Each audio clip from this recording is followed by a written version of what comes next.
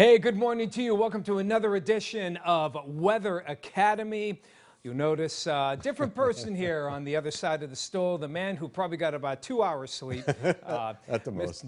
My cohort, Tom Atkins of, gosh, it's got to be about 35 years now. That It's getting there. We've worked together a long time. Long time here. And when you work in this market, even though I was born here, Tom, you've basically been here since the mid-'80s. And a lot of what we're going to talk about in the next several weeks you experienced and I experienced as well.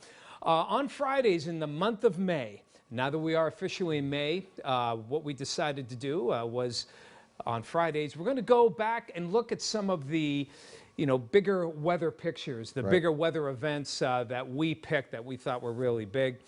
We've occasionally done these on some of our severe weather and winter weather shows. But we thought, because many of you who are watching aren't kids, you're people at or older than us, and we're going to go through, we should be able to get through three big events here from World War II and through the 50s.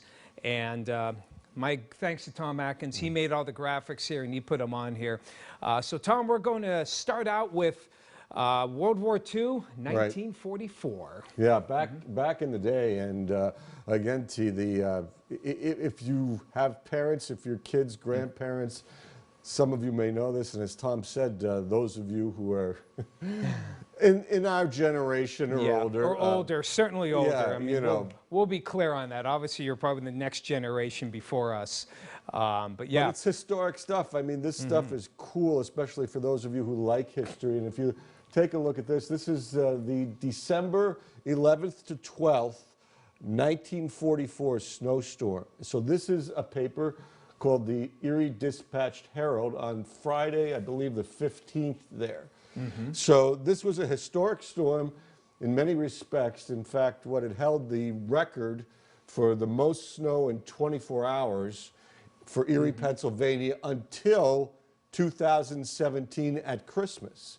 So that was, I mean, think about that. From 1944 until 2017, I mean, that's what, 70-some years. 70-some years. That's a long time for, for a record to be held here in Erie. 26.5 inches in 24 hours. So this was a good storm. And this has such a cool headline. If you focus your attention, the picture that's closest to the bottom, you'll see basically two ladies in a snowball fight, okay? And this is what they did. They literally put on bathing suits and they would go out in these historic Erie snowstorms and pose, having a snowball fight. Absolutely. And when you look at this picture, this is a black and white picture. Tom, when you first showed this to me, I said, wow, what a great stencil or a pencil picture. And it's like, no, this is an actual black and white picture. You can see the shafts of white going on by. Those are snow. That is the heavy snow that's falling. And yes, the ladies are in bathing suits. You say we were liberal today. Yeah, back in the day. Back in the day, people still did what we would call crazy things. Right, and we know one of the sons of those ladies who's in Erie radio, and he entitles this "Girls Just Want to Have Fun." Yes. To take a page out of the 80s. And I know some of you who are watching remember the 80s. Remember the 80s very well. So anyway, that's just, and they used to do this for other storms, okay? Now this is a really cool story. This is a couple that got married in this very historic snowstorm. The gentleman on the right there is named Paul Canfield, and he served in the military, in fact, in the Marines in the South Pacific in Guam. So again, you historical people out there, this man came home and got married in Erie to his lovely bride there, Irene, during this snowstorm. Exactly. And if you are familiar with Canfield Radiator on downtown Erie there, what, 18th and French? And French, yeah, that business is still going. That was then, okay, yeah, it's still going strong today. And there's one of the founders right there. And there's the It's a write-up. It's a write-up there. You guys can't see it, but the top picture is of the wedding party. And that's at Sacred Heart Church And, they had to travel through the snow to the church. And the cool thing about it is Mr. Canfield came home to Erie for the ceremony, and he was supposed to return to Buffalo to get back to the war. And, I think the snowstorm slowed him down a little bit. So good right. timing by Mother Nature there. But it does say on the bottom, he returned to Erie from the Marine Corps and started Canfield Auto Air Conditioning and Radio Shop, which is still in operation today, still going strong. So. And I actually have my wife actually has a personal connection here as well. And speaking of military, my father-in-law you can come back to us here, Cindy. My father-in-law was a Pearl Harbor veteran, and he came on leave. When else? The same day Paul was getting married to Irene, my father-in-law was pulling into the train station. Incredibly, the station was still operating. But if you remember where the station is, it's right there. You got the bridge, right. The 14th Street Bridge there on Peach Street. The snow drift was so high that when my father-in-law got off the platform, he actually walked to the bridge. The snow had piled up to the bridge. The road was completely covered. He took his pack, because he was home on leave, and used it as a sled. Now, this is what I'm told. I don't have personal, but I could see my father-in-law doing this, sliding down the snow from the bridge down to Peach Street and walking. He had to walk to Little Italy, which was not a hop, skip, and a jump. Yeah. And remember, there were no snow blowers then. Mm-hmm. He trudged through this 2-foot snow. Now, granted, he was in his late teens, so he was in pretty good shape. But it's something that I could imagine him doing, again, during World War II. And probably like Paul, he got extra leave. Yes, because of the storm. Got to stay home. Everything was so closed down. Absolutely. So that's 1944. One of the first one here. And we're not going to go too much into the now these right here. More. Now my bad. No, that's fine, T. Go full screen on these. Yeah, these are from a man from the name of Alvin Roberts. And Alan shows us here, this is not obviously in Erie. This is out in Erie County. And look at these guys here. This gives you the idea of how deep the snow was. It's over their heads, and they're using what looks like garden shovels and spades. Yes. To plow out a trail. I don't even know if this is a road. It could be a road. You could see the telephone poles. The snow's halfway up them. So he just sends us these incredible pictures. Again, this is 1944, towards the end of World War II, over 70 years ago. And you can see the old-fashioned cars there. No four-wheel drive. No SUV. These guys, I don't know how many, or whether they're stuck or not, but these guys were just tremendously resourceful. Another good shot there. Old-fashioned cars, the snow's piled about halfway up. You think about, the telephone poles. On the person there, if they're 6 feet tall, maybe 5.5 feet tall, and you can see these drifts are way over their heads. Historic winter. Absolutely. Storm. And one more for the girls. Yeah. Mm-hmm. There you go. They were posing again. Now, one of them's in the bathing suit, and the other one's got some more got smart and actually appropriate clothing. But they're trying to have the snowball fight and posing. And who is in the snow? I wonder if that's. Do you know which one is his mom? No, I don't, Jim's mom, but... probably the one who's in the snow. I would think so. If I know Jim. Jim's got some spunk. He probably got passed down. And I bet his mom did as well. Good stuff there. Yeah, good stuff here. Now, this is the weather map, and I know Craig and Tom have taught you about weather maps. This is old-fashioned weather map, and in the middle of that, with all the isobars circling around, is the center of the storm in Ohio, which, just did crazy things. Now, we've switched storms here. This is 1950 now, okay? This is called the Great Appalachian Snowstorm of 1950, which was not a lake effect event. No, it wasn't. The 44, we couldn't find maps of 44, but it seemed pretty clear that it was a lake effect event. This one, we've talked about synoptic. Those are larger scale events. And as Tom mentioned, all those circles there that you see right here, those circles, those are isobars. The closer the isobars are together, the stronger the storm and the stronger the winds. And these isobars pack all the way to New York City. Yeah, and back to the Midwest. So this is not a lake effect event. This is a huge synoptic storm that affected everywhere from probably Chicago to the East Coast. And these are images from NOAA, National Oceanic and Atmospheric Administration. And this is your snowfall map. So where you see the red, and Erie is included in this. In that dark red. You're looking at over 2 feet of snow. But, you know, the snow extends from New York City all the way back to the Chicago area. And look at the white. It even extends into the deep south, like Kentucky, Tennessee, and portions of northern Alabama and Mississippi. So this not only had snow, it had wind, and it had flooding, depending on what side of the storm you were. Exactly. Remember we talked about the warm side of lows tend to be on the right side of the low. So we had a lot of flooding and rain. Is that the next picture? Let's see what we got okay, here. well, let's go. Let's show you. Again, not lake effect here because this affected us, but some of the major cities around us. Right, and this is out of WPXI in Pittsburgh. So this is downtown Pittsburgh, 1950. Again, the old cars, but look at the amounts of snow going on there. So places that don't get lake effect, but get huge snowfalls from synoptic storms like Pittsburgh. And this is Cleveland. This is from the Cleveland News.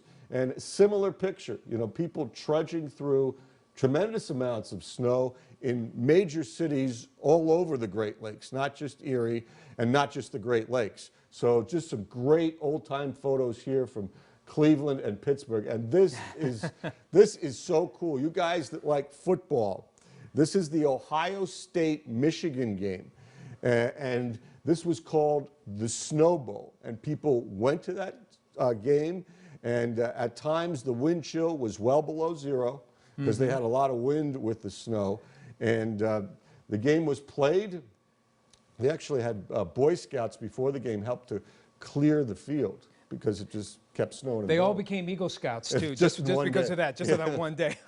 So the final score was what, 9-3? 9-3. Okay, and the most interesting statistic here is that there were 45 punts. 45. Because they couldn't advance the ball. Right. You know, they would punt just to advance the ball and hope the other team fumbled the ball because it was so slippery so they could recover it and just try, you know, a field goal. Exactly. So. And don't get confused. This isn't the same. Remember the Green Bay Ice Bowl? Right. You know, that was in 1966 that was or in 67. the 60s. Yeah. This is something equally impressive, but much earlier in time. And this one had snow. Yeah. That one just was cold. So you can watch films of this. You can Google this. This is a tremendous snowstorm, as we said, not only affecting Erie, but all over the eastern United States. And as Tom was telling you, the east side of the storm is the warm side of the storm. So this is from the New York City Office of Emergency Management. This is LaGuardia Airport in New York City. So since they were on the east side, they had the southerly winds and the warm temperature, they had a tremendous rainstorm. And these are the planes on the runway and the tarmac at LaGuardia Airport in New York City. And you know, the water's coming up. It is flooding the airport runway and tarmac there. So they had flooding in New York City. They had snow in the deep south. And they had tremendous amounts of snow in portions of, you know, Pennsylvania, Ohio, back to, you know, Michigan and Indiana. And West Virginia and all the way down into to the south. south. Yeah. So, very impressive storm. Let's move on, bud. Let's go to, let's go. Here's the one a lot of people remember from around here. We talk about a lot on our shows as well. Yeah, this is Thanksgiving 1956. So what we've got going here is a basic 2-foot snowstorm that happened literally on Thanksgiving Day here in Erie. And I know you got some stories about this one. We do. I mean, it was a big year. That was 1956. That happened to be the year my parents were married. So we, you know, my mom was, she was pregnant with my oldest sister at the time. Now she wasn't very far along, so not like she had to go to the hospital or anything. But my mother-in-law was far along in her pregnancy with my wife's older sister, and she managed to get to the hospital, but she had to trudge through this because she was born not too far later. This is downtown Erie. And, you know, it just takes you back in time. I just love, even though the snow is, I just love looking at all the buildings. Picture. Just a great picture that does take you back. You can see yeah. the Boston store when it was the Boston store on the left. Yes. And you can even see they've put up the Christmas decorations along the telephone poles there, and all the businesses that were downtown. I believe that's the Warner That's Theater. the Warner Theater, yep. Yeah, You can and that's see still parts there. of that. And, you know, Baldwin had a building there as well. I believe we have other pictures here. And Now, this is out in Mill Creek, and thanks to the Kolakowski family for that. The previous one was from Debbie Lyon and Old Time Erie, and we thank Wikipedia, too, for a couple of them in the previous storm. But what were you saying? This looks like a lot like remember the movie A Christmas Story? Okay, the iconic Christmas. The house this isn't the same one. That one's in Cleveland. Right. But boy, this one sure looks a lot like that home that you see on A Christmas Story. So these guys just furnished us with great pictures, and this is a young lady who emailed me after I had put this up one time, and she said, yeah, that was me as a kid with this huge snowball. So Good stuff. Good stuff. And these guys, now this is old-fashioned snow removal. Again, this is out in Mill Creek, and trying to get rid of the snow, because what happened, kids and folks and parents and teachers, was that people went to their Thanksgiving dinner with their friends and family, and this snow fell so hard and so fast. And at times, people weren't paying attention because they were inside eating dinner and doing whatever you do on Thanksgiving. And they went to go home later in the afternoon or evening, and this snow was so just dumped intense that they couldn't leave. There were many stories of people that went to Thanksgiving dinner and spent the whole weekend with the people that they sat down at the table with, you know, 3 or 4 days. So tremendous amount of snow. Look at one of the old cars. And totally buried. Buried in the snow. I hear that particular year there were the fewest leftovers ever because everyone just had to eat so much of the leftovers. I'm sure they were creative. But yeah, and they also called out the National Guard. That is... That's probably an Army helicopter. That's probably an Army, yeah. And what happened was that not only did people get stranded at home, but they got stranded on the road, truckers and those kinds of things. They just had to park it, and the National Guard had these helicopters that came in and airlifted food to stranded motorists. So there was a lot of the military involved, and tanks, and probably more stories of women who were about to have babies. Yeah, there and was. Had to be somehow transported. We've heard stories of by tanks and by taxi cabs to a portion, and they just, you know, ladies had to, you know. Any vehicle that could make it to the hospital, you know, and, you know, the roads were narrow, of course. I don't think they had odd and even parking back then. So, boy, trying to maneuver on those roads was really something. But, yeah, 56, big year. Like I said, my parents had always talked about it because they had just been married, you know, and just ready to have their first child, and it was definitely one that in for the history books. Yeah, one of those historic holiday storms here. And again, you folks can read all about this. There's plenty of information now on the internet on all these storms, and you know, absolutely, you can find you know, just some great information about a lot of snow. Absolutely, yes.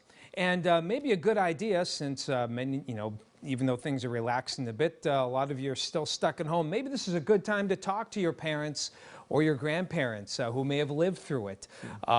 Pictures are great, you know, internet is great, but boy, listening to somebody talk about it at the time adds an extra dimension that, you know, video and clips just can't seem to have. So talk to your parents and your grandparents, your great aunts or uncles who may have lived through some of these storms. Yeah. You know, I personally, just by talking to my parents, even though I didn't live through it, I wasn't even born then, I have a much more vivid idea of everything that went on with that. So that might be a good idea. Hey, Lori, I know you're watching. Why don't you have the kids maybe talk to their, maybe it has that as part Family of- members. Family members. Talk to your assignment. You might have some good stories yourself. Maybe Mrs. Santos has some pictures from her family heirlooms. Perhaps so. You Hey, never know. yeah, send them along. Or the rest of the teachers. Any of the other out there, teachers. and parents that Yes. are teaching, all you guys. This is just really interesting meteorology. Yeah. It really is. Well, Tom, thank you so much. betcha. Good to talk to you on. This is just the first three of what will be many.